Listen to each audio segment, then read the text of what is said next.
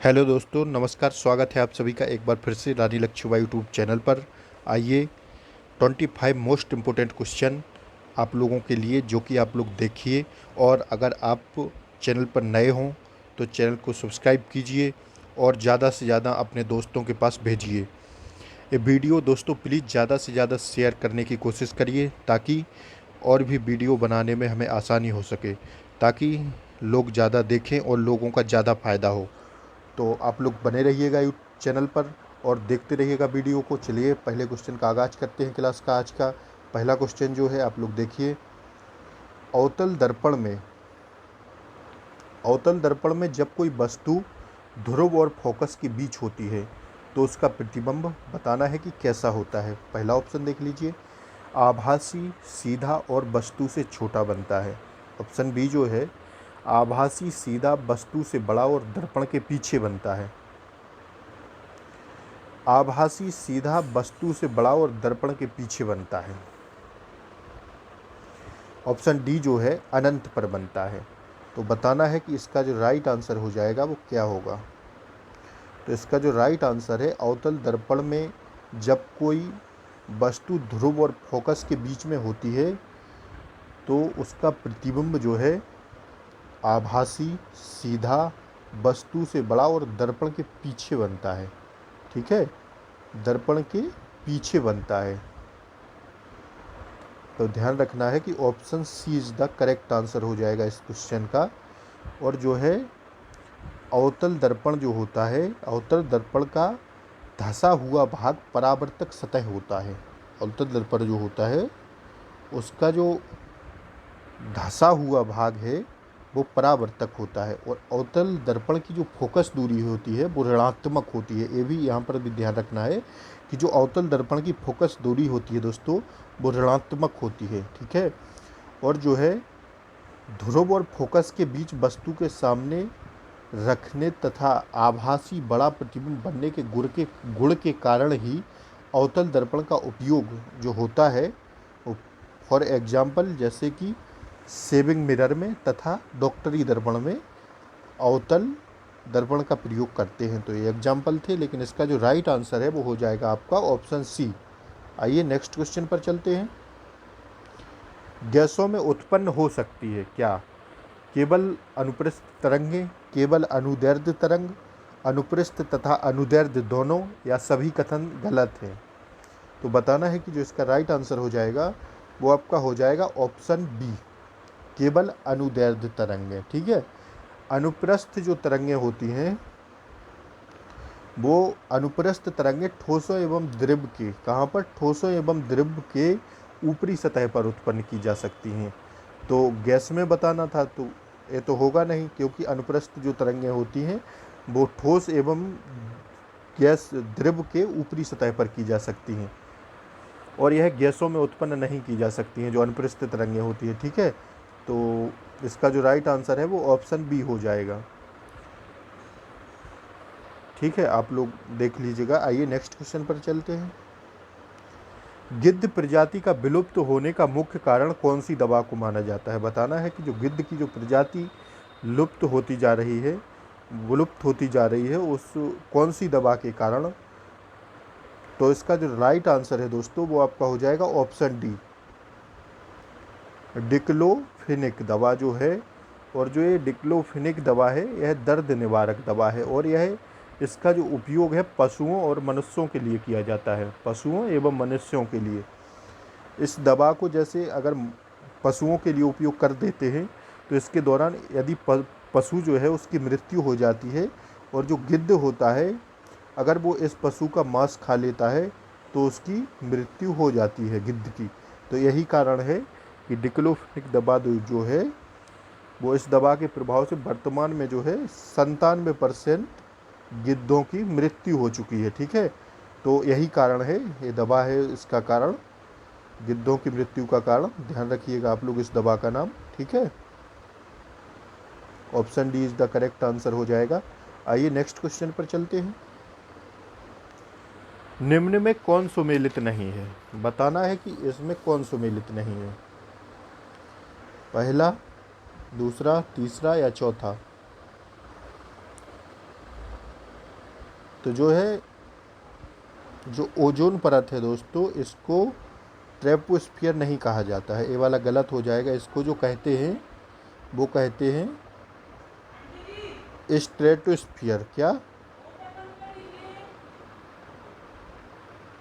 Stratosphere कहा जाता है, इसे ध्यान रखिएगा इसका नाम। तो ये वाला सुमेलित नहीं है, और इसका जो राइट आंसर है वो ऑप्शन डी हो जाएगा। ठीक है, आइए नेक्स्ट क्वेश्चन पर चलते हैं। निम्न में से कौन सा आनुवांशिक रोग नहीं है? बताना है कि कौन सा आनुवांशिक रोग नहीं है। घेंघा रोग, रंजकहीनता, हीमोफीलिया या वर्णांधता। कौन सा आनुवांशिक रोग नहीं है? तो इसका जो राइट आंसर है वो ऑप्शन ए हो जाएगा, घेंघा रोग। घेंघा रोग आयोडीन की कमी से होता है, जो एक आनुवांशिक रोग नहीं है। ठीक है, तो इसको ध्यान रखिएगा आप लोग। यह जो पोषक होता है अल्पपात्याहीनता जन्य रोग है। ठीक, तो इसको ध्यान रखिएगा, इसका राइट आंसर ऑप्शन ए हो जाएगा। नेक्स्ट क्वेश्चन पर चलते हैं। सी प्रोग्रामिंग लैंग्वेज निम्न में से किसने विकसित किया था? चार्ल्स वेबेज, लॉरी वॉल, जेम्स गोलिलिंग या डेनिस रिची। तो बताना इसका करेक्ट आंसर क्या होगा। तो इसका जो राइट आंसर है वो हो जाएगा डेनिस रिची। जो सी प्रोग्रामिंग है लैंग्वेज, इसका विकसित किया था डेनिस रिची ने। और जो है इसका विकास जो हुआ था 1972 ईस्वी में। ठीक है, और जो इसका उद्देश्य है वो यूनिक्स संचालन तंत्र का निर्माण करना। ठीक है, यूनिक्स संचालन तंत्र का निर्माण करना था। और इस भाषा में 32 की शब्दों का प्रयोग होता है। 32 की शब्दों का प्रयोग होता है। आइए नेक्स्ट क्वेश्चन पर चलते हैं। प्रत्यक्ष कार्यवाही दिवस कब मनाया गया? जो प्रत्यक्ष कार्यवाही दिवस है वो कब मनाया गया, बताना है। तो जो प्रत्यक्ष कार्यवाही दिवस है ये आपको मनाया गया 16 अगस्त को। जो है जब कैबिनेट मिशन ने पाकिस्तान की मांग की स्वीकार कर दिया, तब पाकिस्तान की मांग के लिए मुस्लिम लीग ने 16 अगस्त 1946 को प्रत्यक्ष कार्रवाई दिवस के रूप में मनाने की घोषणा की। ठीक है, ध्यान रखिएगा इसको। तो प्रत्यक्ष कार्यवाही दिवस 16 अगस्त को मनाया गया था। आइए नेक्स्ट क्वेश्चन पर चलते हैं। कौन बेमेल है, बताना है इसमें। प्रांत में द्वैध शासन 1919, खेड़ा आंदोलन 1917, पावना विद्रोह 1873 या चुआर विद्रोह 1795।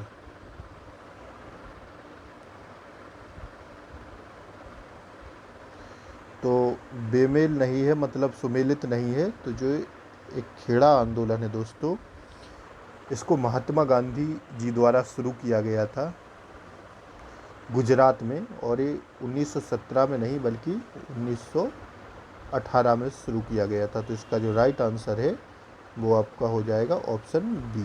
ठीक है, इसको 1918 में शुरू किया गया था। ठीक है, ध्यान रखिएगा इस क्वेश्चन को। तो इसका जो राइट आंसर ऑप्शन बी हो जाएगा। आइए नेक्स्ट क्वेश्चन की ओर चलते हैं। जो दास प्रथा को समाप्त करने का श्रेय जाता है, किसको जाता है दास प्रथा को समाप्त करने का श्रेय, बताना है। तो जो दास प्रथा को समाप्त करने का श्रेय है दोस्तों, ये जाता है आपका लॉर्ड एलनबरो को। ठीक है, तो इसका जो राइट आंसर है वो ऑप्शन बी हो जाएगा। कब किया था इन्होंने दास प्रथा को समाप्त? 1843 में। ठीक है, ध्यान रखिएगा ये डेट। 1843 में दास प्रथा को पूर्णतः अवैध घोषित कर दिया था। किसने? लॉर्ड एलनबरो ने।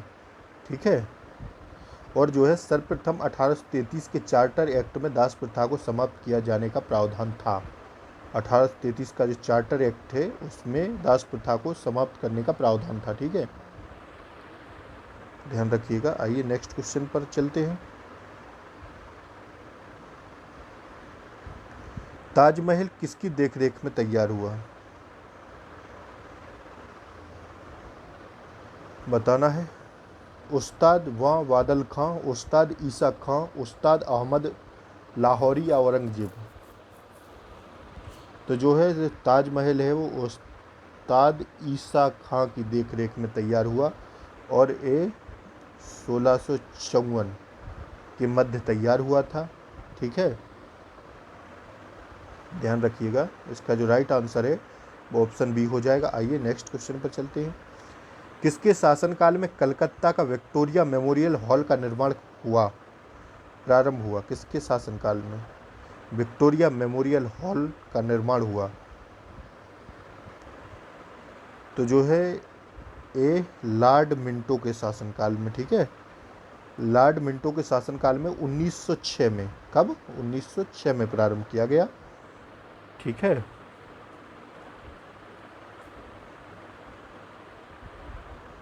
और जो है 1921 में लॉर्ड चेम्सफोर्ड के काल में मेमोरियल का निर्माण पूरा हुआ। ठीक, तो वो क्वेश्चन पूछा था कि कलकत्ता का विक्टोरिया मेमोरियल निर्माण का आरंभ हुआ, तो ये लॉर्ड मिंटो 1906 में। और पूरा कब हुआ? 1921 में। किसके शासनकाल में? तो 1921 में लॉर्ड चेम्सफोर्ड के काल में। ठीक है, ध्यान रखिएगा। आइए नेक्स्ट क्वेश्चन पर चलते हैं। शॉर्ट कुंजी ALT प्लस एंटर किसके लिए प्रयोग की जाती है? कंप्यूटर से संबंधित क्वेश्चन है, बताना है।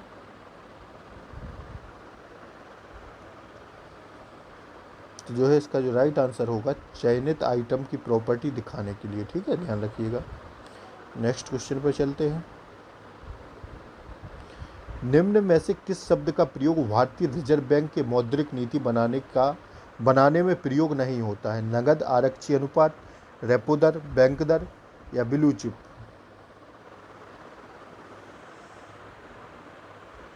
तो इसका जो राइट आंसर है वो हो जाएगा ऑप्शन डी। ब्लू चिप शब्द का प्रयोग भारतीय रिजर्व बैंक के मौद्रिक नीति बनाने में उपयोग नहीं होता है। ठीक है, ध्यान रखिएगा इसको। नेक्स्ट क्वेश्चन पर चलते हैं। शांत घाटी बचाओ का नारा किसने दिया? शांत घाटी बचाओ का नारा जो है दोस्तों, ये आपका सुगादा कुमारी ने दिया। किसने? सुगादा कुमारी। तो इसका जो राइट आंसर हो जाएगा वो ऑप्शन ए हो जाएगा, सुगादा कुमारी ने दिया। और जो है शांत घाटी केरल में 89 वर्ग किलोमीटर क्षेत्र में फैला हुआ है, जो जैव विविधता के लिए विख्यात है। ठीक है, ध्यान रखिएगा, जो जैव विविधता के लिए विख्यात है। और शांत घाटी में लंबी पूंछ वाले मकाक बंदर पाए जाते हैं, जिसे दुर्लभ प्रजाति समझा जाता है। ठीक है, तो इसका जो राइट आंसर है वो आपका हो जाएगा सुगादा कुमारी। नेक्स्ट क्वेश्चन पर चलते हैं। आइए दोस्तों, अगर वीडियो अच्छी लगती हो तो प्लीज़ दोस्तों के पास शेयर किया करिए। ठीक है, ताकि और भी लोगों का फ़ायदा हो सके और आप लोग बने रहिएगा। और दोस्तों से सब्सक्राइब करवाइएगा ताकि चैनल पर और लोग जुड़ें। ठीक है, आइए अगला क्वेश्चन देखते हैं। निम्न में से कौन अप्रत्यक्ष कर है? तो जो है उत्पाद कर एक अप्रत्यक्ष कर है। और जो अप्रत्यक्ष कर होता है जिसमें कानूनी करदाता और वास्तविक करदाता दो अलग अलग व्यक्ति होते हैं। ठीक है, तो उसको हम लोग अप्रत्यक्ष कर कहते हैं। तो उत्पाद कर जो है वो अप्रत्यक्ष कर है। ठीक है, नेक्स्ट क्वेश्चन पर चलते हैं। देख लीजिएगा ये वाला क्वेश्चन। कौन सार्वजनिक व्यय पर संसदीय नियंत्रण का अंग है? लोक सेवा समिति, प्राक्कलन समिति, CAG या ऑप्शन जो डी है सार्वजनिक उपक्रम समिति? तो इसका जो राइट आंसर है CAG, कैग। CAG जो है सार्वजनिक व्यय पर नियंत्रण रखता है, इस कारण से इसे सरकार के धन का संरक्षक भी कहा जाता है। ठीक है,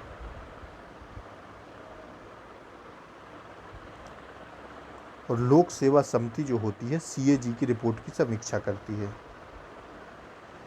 ठीक, आइए नेक्स्ट क्वेश्चन को देखते हैं। किस समिति का अध्यक्ष लोक सभा अध्यक्ष पदेन अध्यक्ष होता है? तो जो है दोस्तों, मैं आपको स्पष्ट कर देना चाहता हूं कि लोकसभा में नियमन समिति में कुल जो सदस्य होते हैं वो 15 सदस्य होते हैं, जिसका अध्यक्ष एवं लोकसभा अध्यक्ष होता है। जो इसका अध्यक्ष होता है वो स्वयं लोकसभा अध्यक्ष होता है, ठीक है, ध्यान रखना है यहाँ पर। और जो है नियमन समिति में यह संसद की स्थायी समिति होती है, जो दोनों सदनों के लिए अलग अलग होती है, ठीक है। और राज्यसभा के नियमन समिति का अध्यक्ष उपराष्ट्रपति होता है, जो राज्यसभा का सभापति होता है। और जो लोक लेखा समिति है, लोक लेखा समिति का अध्यक्ष विपक्षी दल के नेताओं में से होता है, ठीक है। और जो प्राक्कलन समिति है, प्राक्कलन समिति के सभी 30 सदस्य लोकसभा के होते हैं और इसका अध्यक्ष सत्ताधारी दल का होता है। तो ये बता दिए हैं। और जो इसका राइट आंसर है वो आपका हो जाएगा नियमन समिति, ठीक है। Option D is the correct answer इसका। आइए नेक्स्ट क्वेश्चन चलते हैं। संविधान का अनुच्छेद, जो संविधान का आर्टिकल 371 है, निम्न में से कौन सा राज्य शामिल नहीं है इसके अंतर्गत? तो बताना है कौन सा राज्य शामिल नहीं है। तो अनुच्छेद 371 के अंदर जो है तेलंगाना राज्य शामिल नहीं है, ठीक है। जो 371 आर्टिकल है, इसके आधार पर भारत के कुछ राज्यों को विशेष राज्य का दर्जा दिया गया है, जिसमें तेलंगाना शामिल नहीं है, ठीक है। तो बताना था कि कौन सा शामिल नहीं है, तो तेलंगाना हो जाएगा, क्योंकि जो 371 के आधार पर जो कुछ राज्यों को विशेष राज्य का दर्जा दिया गया उसमें तेलंगाना शामिल नहीं है। अनुच्छेद 371 में महाराष्ट्र के मराठवाड़ा एवं विदर्भ के अलावा गुजरात के सौराष्ट्र एवं कच्छ के लिए विशेष प्रावधान है, ठीक है। और जो 371 राष्ट्रपति असम के जनजातीय बहुक्षेत्र के लिए विधानमंडल की एक अलग समिति का गठन कर सकते हैं, ठीक है। ध्यान रखिएगा, ये 371 के अनुच्छेद के बारे में कुछ परिभाषाएं थी, मैंने आपको बताई। आइए नेक्स्ट क्वेश्चन को देखते हैं। सर्वप्रथम राजनीतिक दल के संवैधानिक मान्यता प्राप्त हुई कब हुई थी? सर्वप्रथम राजनीतिक दल को संवैधानिक मान्यता कब प्राप्त हुई थी? तो जो है 52 में संविधान संशोधन करके 1985 में दल बदल कानून के आधार पर राजनीतिक दल को संवैधानिक दर्जा प्राप्त हुआ, ठीक है। और 52वां संविधान संशोधन, जो संविधान में 10वीं अनुसूची जोड़ी गई थी, उस समय जो प्रधानमंत्री थे राजीव गांधी जी थे। और 1952 में देश में प्रथम बार संसदीय चुनाव संपन्न हुआ था, ठीक। और 1977 ईस्वी में पहली बार केंद्र में गैर कांग्रेसी सरकार का गठन किया गया था। और जो लास्ट वाली बात है वो देखिएगा, 1985 में बाद राजनीतिक दल के निर्वाचित प्रतिनिधियों के दल बदल करने पर सदस्यता को समाप्त किए जाने का प्रावधान है। तो इसका जो राइट आंसर है वो आपका हो जाएगा ऑप्शन सी, ठीक है, 1985 में। नेक्स्ट क्वेश्चन देखते हैं। पंपास घास का मैदान स्थित है। तो जो पंपास घास के मैदान है ये आपके स्थित हैं। जो पंपास घास के मैदान है ये आपके दक्षिण अफ्रीका के अर्जेंटीना के घास के मैदान को पंपास कहा जाता है, ठीक है। और जो है उत्तरी अमेरिका के घास के मैदान को कहा जाता है? तो उत्तरी अमेरिका के घास के मैदान को जो है कहा जाता है प्रेसी, ठीक है। और रोटी का कटोरा भी कहा जाता है, ठीक है। और अफ्रीका के घास के मैदान को जो है सवाना कहा जाता है, ठीक। और जो यूरेशिया के घास के मैदान है इनको कहा जाता है स्टेपी। तो चारों ऑप्शन के मैंने चारों बताए, लेकिन इसका जो राइट आंसर है वो आपका हो जाएगा ऑप्शन ए। आइए नेक्स्ट क्वेश्चन पर चलते हैं। निम्न में से कौन सा सुमेलित नहीं है? बताना है कि कौन सा सुमेलित नहीं है। दूध सागर गोवा, कुंचिकल कर्नाटक, मीनमिट्टी केरल या वरकना तमिलनाडु। तो बताना है कि इसका राइट आंसर क्या हो जाएगा। तो जो वरकना है, बताइए कौन सा सही हो जाएगा। केरल, सॉरी निम्न में से कौन सा सुमेलित नहीं है? दूधसागर गोवा, कुंचिकल कर्नाटक, जो वरकना है ये आपका तमिलनाडु सुमेलित नहीं होगा। इसका जो हो जाएगा वो हो जाएगा वरकना झरना जो है वो कर्नाटक के शिमोगा जिले में है। एक कर्नाटक में इसका आंसर हो जाएगा, तो यही वाला सुमेलित नहीं है। ठीक है, option D is the correct answer हो जाएगा इसका। आइए नेक्स्ट क्वेश्चन देखते हैं। निम्न में से कौन बेमेल है? बताना है कौन सा गलत है।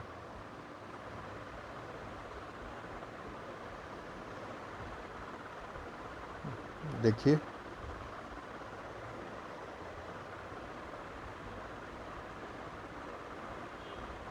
केरल, अन्नाईमुंडी, नागालैंड सारामती, उत्तराखंड कालापानी, आंध्र प्रदेश महेंद्रगिरी। तो ये ऑप्शन डी बेमेल नहीं है, मतलब ये वाला गलत है, क्योंकि जो महेंद्रगिरी पर्वत है ये आंध्र प्रदेश में नहीं बल्कि उड़ीसा में स्थित है, ध्यान रखिएगा। तो इसका जो राइट आंसर हो जाएगा वो ऑप्शन डी हो जाएगा। नेक्स्ट क्वेश्चन तरफ चलते हैं। निम्नलिखित में से कौन मृदा से संबंधित नहीं है? इंडोफिक, क्लाइमेटिक, वाइटिक या टोपोग्राफी। तो जो इंडोफिक है दोस्तों, ये वाली मिट्टी है वो एक इंडोफिक मिट्टी से संबंधित एक विशेषता है। ठीक है, तो वो मृदा से संबंधित नहीं है, मिट्टी से संबंधित है। ठीक है, इंडोफिक जो होती है भूमि विज्ञान भी कहा जाता है इसको, और भूमि विज्ञान मृदा विज्ञान की एक शाखा है। ठीक है, और जो क्लाइमेटिक है ये मौसम विज्ञान से संबंधित है, और जो बायोटिक है ये जैविक घटक में पारिस्थितिक तंत्र में रहने वाले सभी जीव जंतु सम्मिलित है। और जो टोपोग्राफी है यह ग्रह विज्ञान की शाखा है, जिसमें पृथ्वी या किसी अन्य ग्रह, उपग्रह या सूक्ष्म ग्रह की सतह से आकृति का अध्ययन किया जाता है। तो इसका जो राइट आंसर है वो हो जाएगा एंडोफिक। आइए नेक्स्ट क्वेश्चन पर चलते हैं। कंप्यूटर स्क्रीन पर व्हीलिंग करने वाले प्रतीक को क्या कहते हैं? माउस, लोगो, कर्सर या पाम। तो इसको जो कहते हैं वो हो जाएगा आपका कर्सर। ठीक है, कंप्यूटर स्क्रीन पर व्हीलिंग करने वाले प्रतीक को कर्सर कहते हैं। ठीक है, कंप्यूटर माउस का निर्माण जो डगलस एंजिल वर्ट ने किया था, और कंप्यूटर का पितामह चार्ल्स बेबेल को कहा जाता है। ध्यान रखिएगा अभी आप लोग। नेक्स्ट क्वेश्चन पर चलते हैं। An ordinary life protect of A Indian generation पुस्तक के लेखक कौन है?